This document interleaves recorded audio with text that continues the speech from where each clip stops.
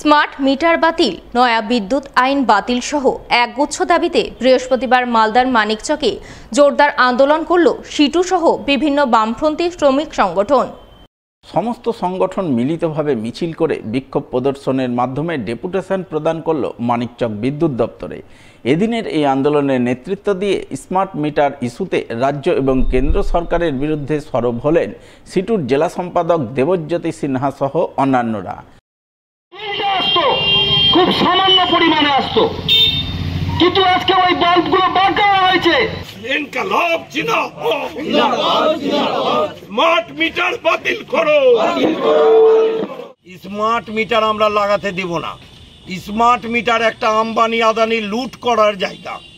যারা লাগিয়েছেন 500 টাকার বিল 5000 টাকা হচ্ছে। গরিব মানুষের উপরে যদি আক্রমণ আসে সেদিন বড় সড়ো আন্দোলন হবে। আমি আবার বলছি, আমরা যুদ্ধ করতে আসিনি, আমরা গরিব মানুষের লড়াইয়ের জন্য ডেপুটেশন দিতে এসেছি।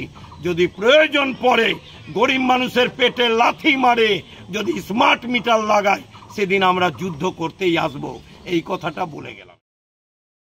মালদার মহদীপুর সীমান্ত ট্রাক ওনার্স ওয়েলফেয়ার অ্যাসোসিয়েশনের বার্ষিক সাধারণ সভা হয়ে গেল শুক্রবার।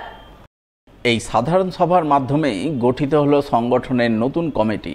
আলাপ আলোচনার মাধ্যমে 13 জনের নতুন কমিটিতে সম্পাদক নির্বাচিত হন সঞ্জীব ঘোষ এবং সভাপতি হন শ্যাম ঘোষ। এদিন মহদীপুর সীমান্ত ট্রাক ওনার্স ওয়েলফেয়ার অ্যাসোসিয়েশনের বার্ষিক সাধারণ সভায় নতুন কমিটি গঠনের পাশাপাশি ট্রাক মালিকদের বিভিন্ন সমস্যা, অভাব, অভিযোগ উঠে আসে।